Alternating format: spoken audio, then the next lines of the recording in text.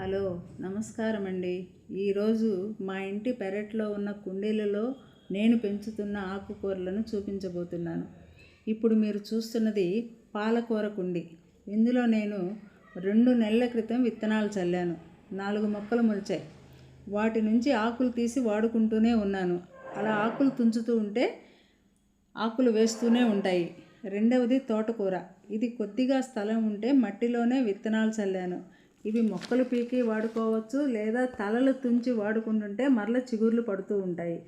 మరొకటి మెంతి కూర. ఇవి విత్తనాలు చల్లాక రెండవ రోజుకే మొలకలు వస్తాయి.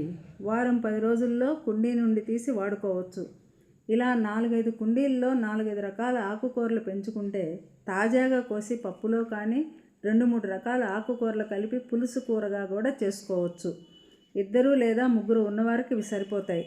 ఏ విధమైనటువంటి మందులు వాడకుండా కల్తీ లేని ఆకుకూరలను పెంచుకోవచ్చు. ప్రయత్నించండి. ధన్యవాదాలు.